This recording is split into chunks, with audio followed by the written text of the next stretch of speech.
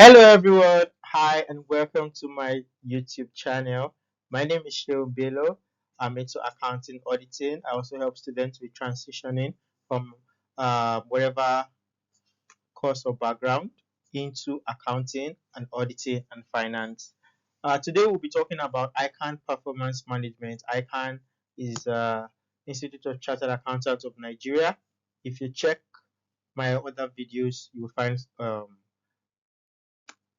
slides we have gone through ICANN, the levels in ICANN, stages in ICANN, and the likes.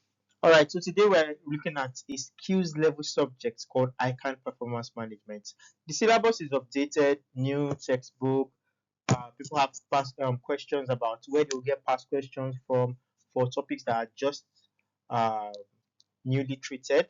So it's important for you to listen in this video, try and understand the new categories of the syllabus, try and understand how you approach searching for past questions. Because one thing about ICANN is that no matter the change in the syllabus, they would try to test a lot of items. And you've not practiced ICANN or you've not prepared properly for ICANN until you've solved past questions. So we'll cover all that in the next slide. All right, we'll begin. Um, in this new PM syllabus, there is about 7 sections. I mean, PM is a lot. PM is always one of the most bulky ICANN exams to prepare for. It's not impossible to pass. People pass it a lot. Like a lot of people always pass it.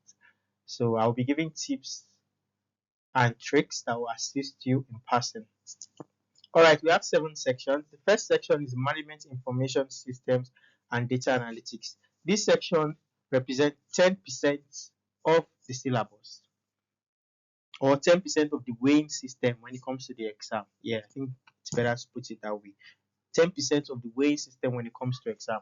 So what it means is that anyone that is like 25%, 20%, you know that you have to be really serious about those ones. All right. So in these chapters, we will discuss management information systems, application of big data and analytics. So this is a chapter that was not necessary, that was not properly, that was not this expanded in the previous PM text. So it's like a new chapter. You will find it in chapter 1 and 2 in your new PM text. You will find it in chapter 1 and 2 in your new PM text. But when you want to solve past questions, you probably will not find it in any PM past question. So what I've done is I've gone to look through the previous ICANN syllabus and I found out that some MIS was in the previous MI, now MA. You know, MI was management information. So if you check the previous MI, you check all these past questions I brought up for you. November 2024, question 4, 5, 6. May 2024, question 4, 5, 6. November 2023, question 4, 5, 6, and so on. If you check it, you will find MIS questions. So that should take care of that for you.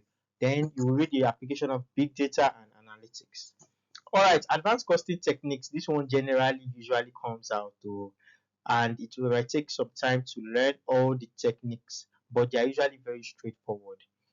So you have ABC, which is activity-based costing. Then you have target costing. You have life cycle costing. You have throughput accounting. Okay, let me talk on that first. For these four, um, you can't learn ABC, which is activity-based costing, without learning the traditional method and without learning marginal costing.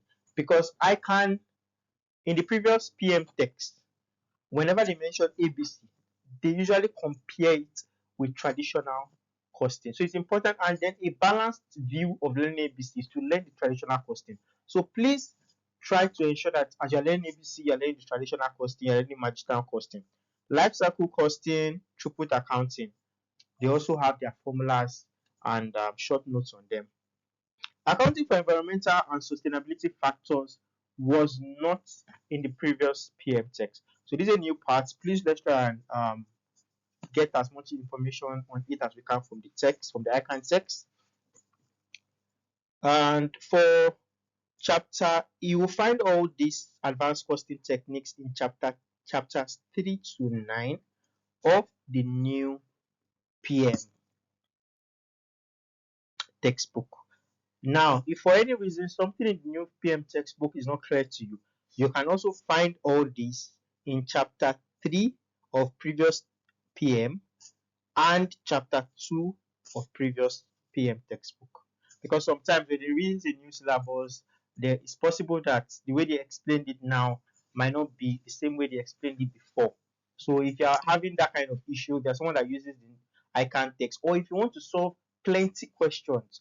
So if you are done with the questions in the new PM, you can always go to the other questions in the old PM as long as it's the same topic you're working on. All right. I brought out some past questions for you. Please, for ABC, target costing, life cycle cost, and throughput accounting, you have not read it until you have solved past questions, until you can solve past questions comfortably. The third one is decision-making techniques. You can see that this way, when it comes to the exam, is 25%. What this means is that you need to have this like this. Yeah, you need to have like this. All right, so relevant costing. See, the funny thing about this thing, they might bring out just 2 or 1, but that one they will bring out might be question 1 or a question 2. So please, you need to have it. Relevant costing, CVP, that's cost, volume, profit, limiting factors, pricing decisions, make or buy decisions, dealing with risks and uncertainty. For this part, I will give you a tip. When you are done learning it and you have solved past questions, write out the steps to solving it. When you are preparing for PM, in fact, especially this is also a prize winning tip. I'm going to do a prize winning video and I'm also going to put this in it. So when you are preparing for PM, especially if you are writing more than one course, if you're writing PM alone, you might have all the time in the world to learn everything and to master everything and be very good in everything and solve all the past questions and the Omolenwa textbook and the likes.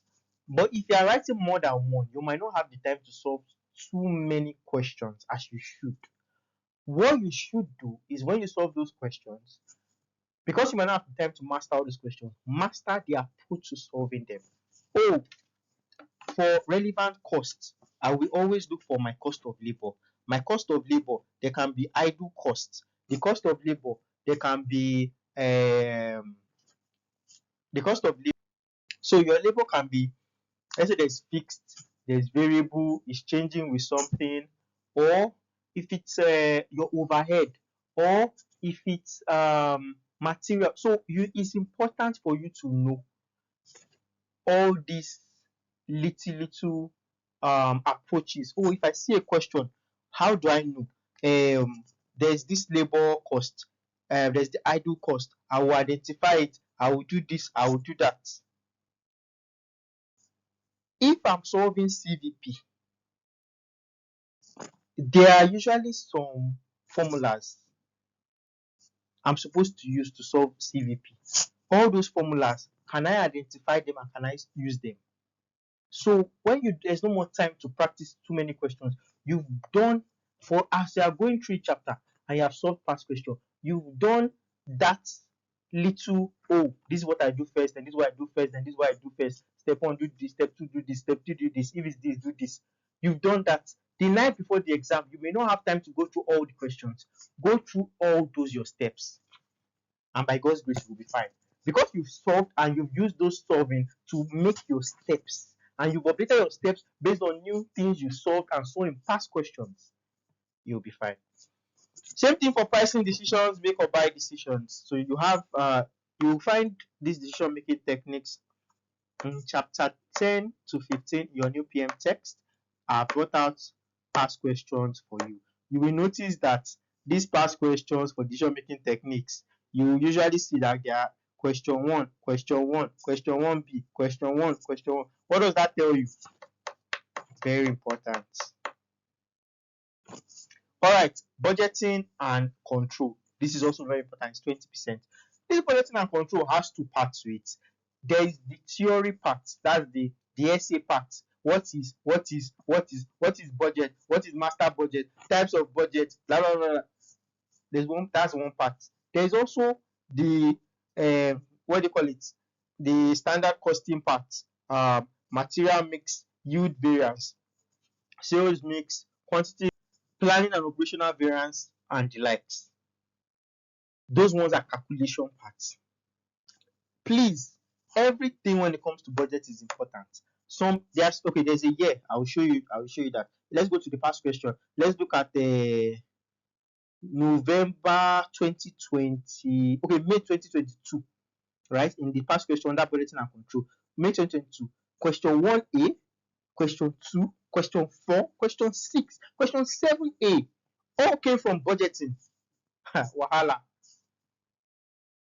And most of those, I think that same year, most of those questions were not calculation. So please, budgeting, the essay part, the writing part, let's have it. Is important.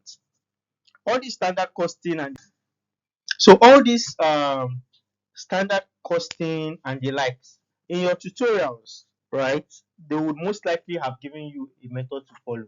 There's usually the formula method or the concept method. Concept method will say, okay, this per this, kilogram per this, hour per this, that kind of way.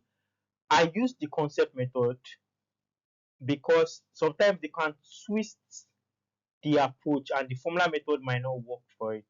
So my advice to you is to use the concept method. My advice to you is also, if you are caught between, if you understand the two methods, choose one method. Just choose one method. So that one method you use it to practice all your past questions. You will see all the issues with that method and you will have gotten used to it. My advice to you is to use the concept method. All right. Let's go to performance measurement. So they also introduced something in budgeting and control called performance analysis, but it's just a small part and it's just some writing and reading parts. Okay, so the next section is performance measurement, control and management system. This is 15%. So in this, they're talking about performance analysis for profit oriented organization, performance analysis in not-for-profit. You talk about things like VFM, value for money, divisional performance and transfer pricing, which were in the previous PM text. Value chain analysis, profitability measures for performance measures for profitability, liquidity, and solvency. You know, performance measures for profitability. They are talking about your ROCE, your liquidity. So you have performance measures for liquidity and solvency. So profitability, liquidity, and solvency. Profitability, your ROCE, your turnover and the likes, asset turnover and the likes. Liquidity, you are looking at your cash ratio, your current ratio, and your quick or acid ratio. Then for solvency, you're looking at your gearing, right? Your gearing. So please, all these are in the textbook. Your gearing ratio, debt to equity, debt to equity, and the likes. All right. So please, let's try and this advanced costing technique, the advanced costing technique and the performance measurement and control, they're both 15%. Let's try to have those two. In addition to the decision making and budgeting and control, you can now, if time is now against you, you can now choose between the remaining three: MIS, performance evaluation, corporate failure, and emerging issues. Please, but these four in between: advanced costing, decision making, budgeting, performance measurement, you need to have them. All right, performance evaluation and corporate failure. Corporate failure was previously in SFM, but they brought it now to PM. Previously, they didn't really used to test it in SFM. I think they only ever tested it once, but we don't know how they are going to take it. But for performance evaluation, they like it so much. I can't like this thing. This thing was in a CSME. All the strategic performance issues in complex structures, SWOT, PESTEL, BCG, ANSOF, Porter's 5 forces. Alternative views, that's your Fitzgerald and Moon, and balanced scorecard. Okay, let me stop here for now. In my own diet, they brought out this balanced scorecard. they brought out something on benchmarking too. Yeah. So that was May 2024.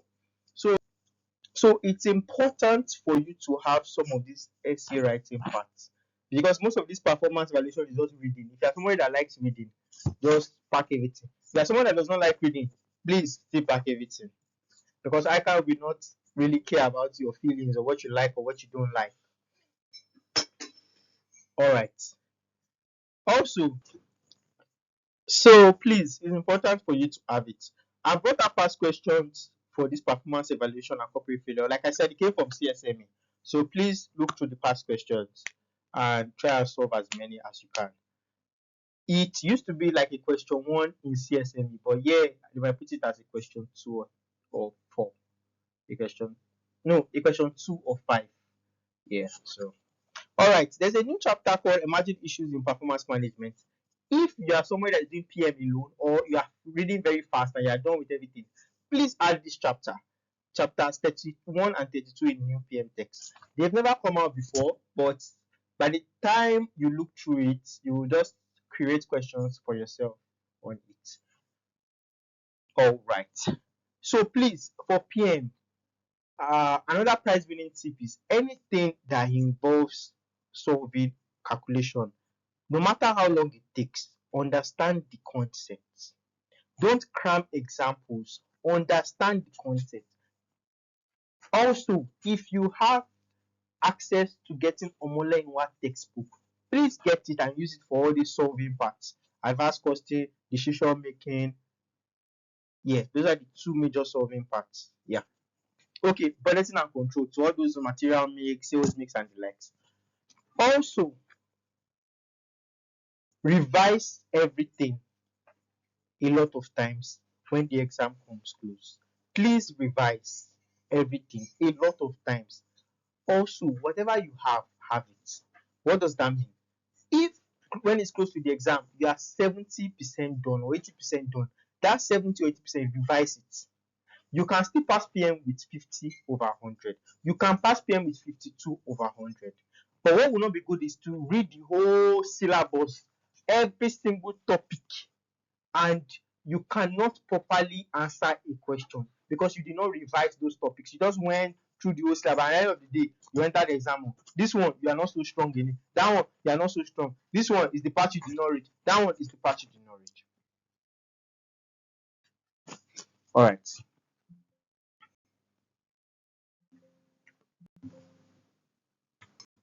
All right. Please drop your comments in the comment section. I'll be making a video on prize winner tips because I know some people want to win prize. So I'll do my best to compile all prize winner tips I can give you. That's one. I will also be doing a video on FM. I'll be solving a past question on FM that has to do with cost of equity, CAPM, and the likes because I know it's very important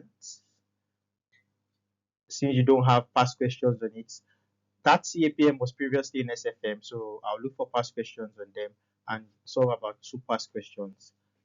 Also, kindly drop your comments in the comment section, share, like, and subscribe on your tutorial group chat. If there's anything I said that is not consistent with what you know, please drop a comment for me so we can clarify it. You can reach out to me on Twitter, Sheombelo_, on YouTube, Sheombelo Accounting, or on LinkedIn at Ulua Sheombelo. Thank you so much. Share, like, and subscribe.